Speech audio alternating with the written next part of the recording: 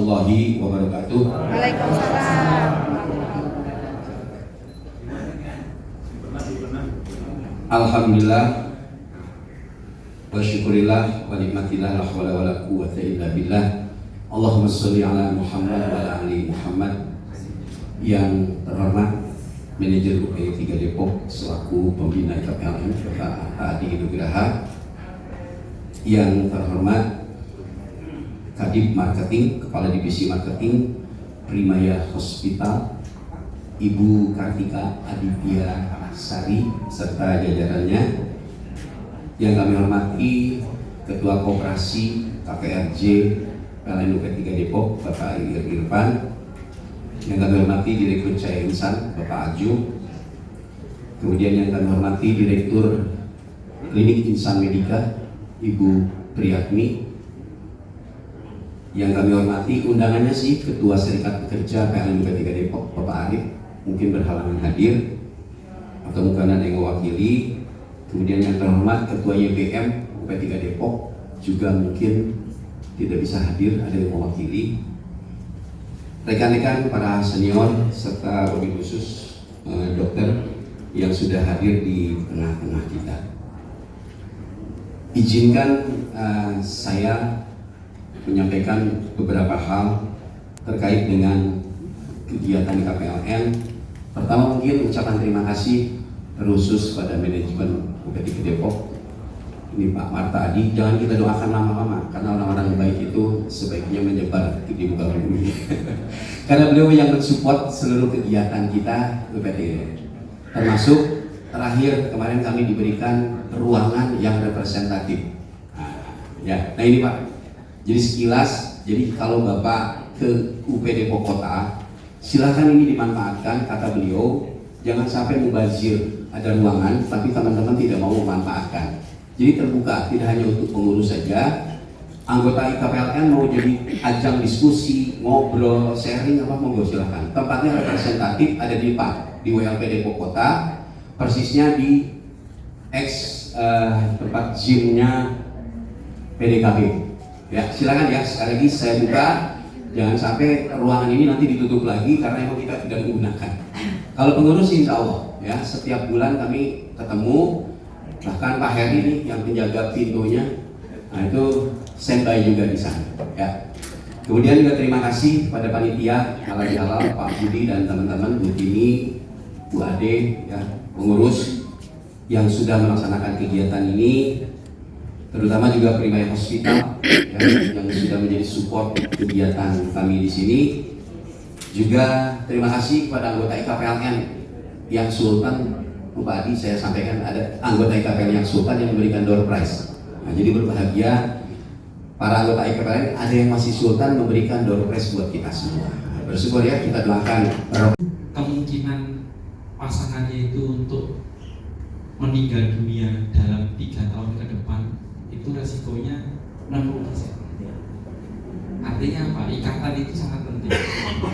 Oleh karena itu, yang ketiga seperti Pak Pipin sampaikan tadi, saya juga pernah cerita, dari ceritanya siapa dulu mungkin ya, yang katanya kan pensiunan PLN itu kadang-kadang Zoom rame-rame misalnya gitu ya. Ada yang senamnya online dan lain sebagainya kayak gitu. Jadi begitu kita memasuki masa-masa lansia kayak gitu itu sangat disarankan untuk bersosialisasi justru. Karena kalau enggak itu stres, dia akan stres dan stresnya itu berbahaya. Kan kalau orang stres itu pasti memproduksi hormon kortisol, dia akan gerogoti sel-sel itu sehingga nanti dia akan sakit. Ya, jadi kata kuncinya yang ketiga itu adalah punya komunitas. Jadi 1 makanan, 2 bergerak aktif, yang ketiga punya komunitas. Nah yang terakhir itu ternyata juga ditemukan di 5 negara di dunia itu mereka itu percaya pada Tuhan dan taat beribadah. Nah jadi kalau di Okinawa mungkin mereka percaya pada agama kepercayaan mereka gitu ya. Di Loma Linda itu kalau Bapak dan Ibu tahu agama Advent gitu ya. Agama Advent itu di sana. Kemudian di negara-negara yang lain itu juga sama. Mereka itu bahkan di 4 negara itu ditemukan mereka itu adalah rata-rata orang yang cukup religius dan rajin untuk beribadah. Karena apapun masalahnya kadang-kadang tidak bisa selesai dengan diri kita sendiri. Akhir-akhirnya kita harus memasrahkan pada pencipta Tuhan kita. Jadi Bapak dan Ibu, itu hasil saya nonton film kurang lebih 2 jam, saya sampaikan kurang lebih 10 menit tadi. Semoga Bapak dan Ibu bisa mengambil hikmahnya yang saya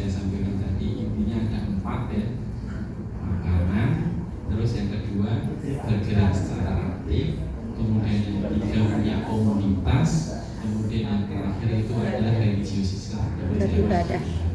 Mungkin demikian Bapak dan Ibu. Mungkin yang tadi saya bilang umur 70-80 tahun tidak terasa sakit, ya berarti masih di stadium 1. Gimana cara ngejaganya supaya jangan naik tingkat atau naik derajat atau tetap di derajat 1 saja? Nah, itu nanti kita bahas lebih lanjut.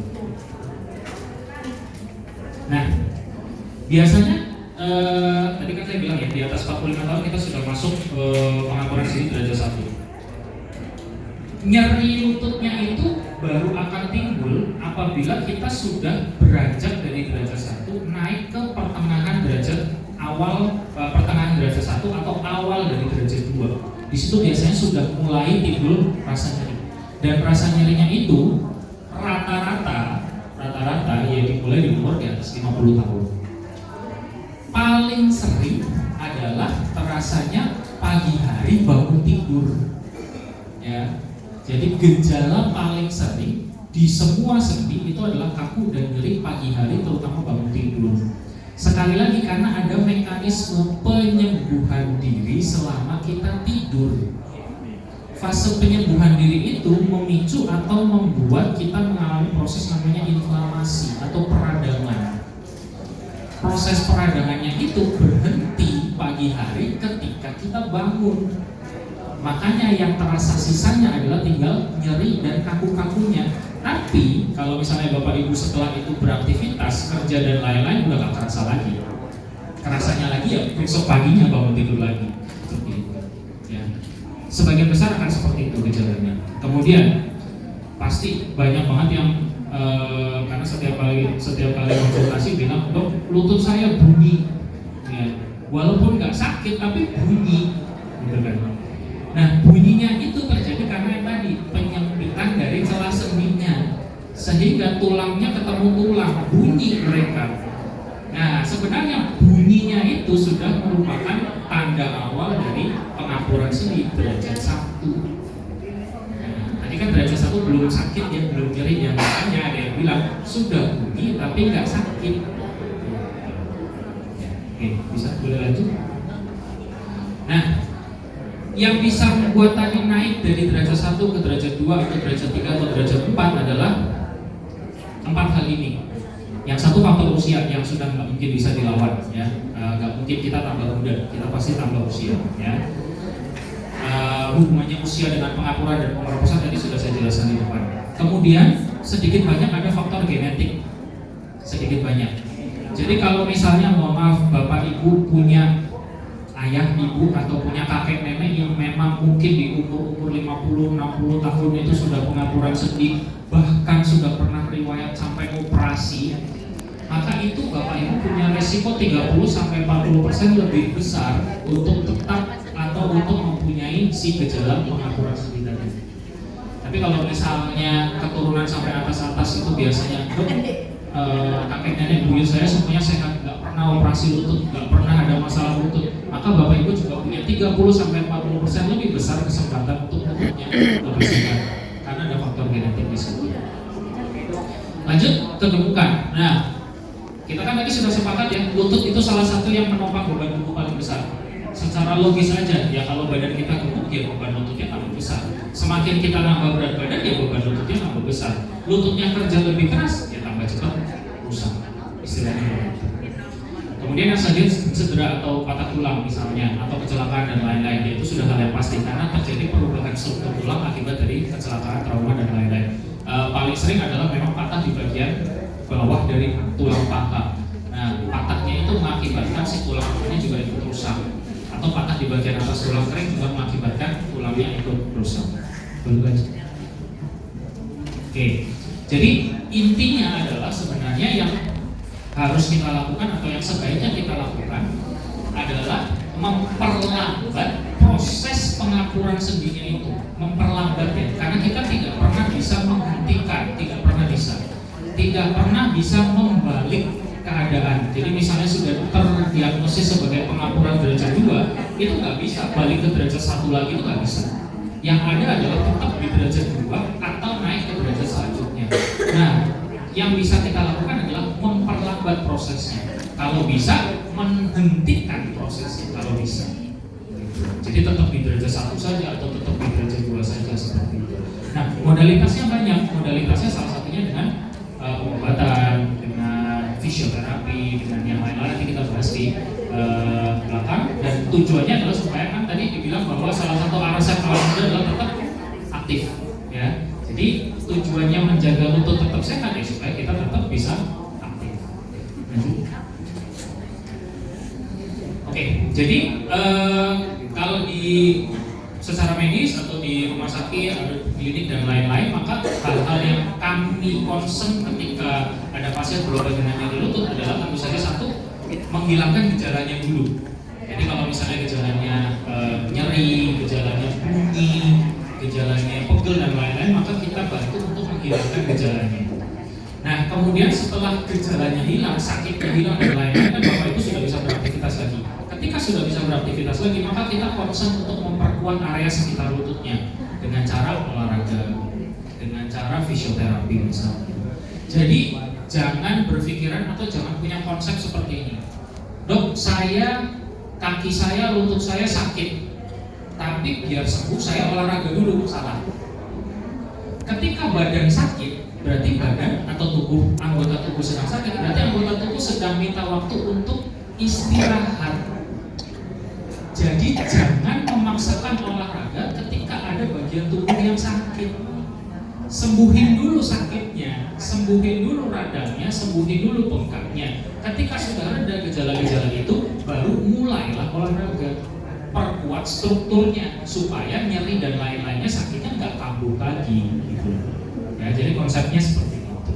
Kemudian setelah Bapak Ibu bisa berolahraga, setelah Bapak Ibu bisa memperkuat otot-otot dan lain-lain, maka tidak penting adalah tadi kita juga sudah bahas bahwa salah satu faktor yang penting adalah makanan. Ya, makanan itu memberikan kita deposit atau kita memberikan tambahan asupan mineral dan vitamin untuk kesehatan tulang kita supaya mencegah atau tidak terjadinya si pengeroposan tulang tadi. Ya. Oke. Ini kita bilang secara medis ya. Secara medis, secara kesehatan bahwa penanganan dari pengapuran dan pengeroposan tulang itu kita bedakan menjadi yang secara umum kita bedakan menjadi operatif dan non operatif, operasi dan non operasi. Kalau operasi kita ngomong jauh-jauh aja lah, nggak ada orang yang suka dioperasi ya. Saya juga nggak suka dioperasi, tapi memang kerjaan saya operasi gitu ya. Nah, kalau operatif kita pikir nanti. Nah, yang paling penting adalah secara ilmu kedokteran yang penting adalah ilmu preventif, pencegahan. Jadi dengan non operatif.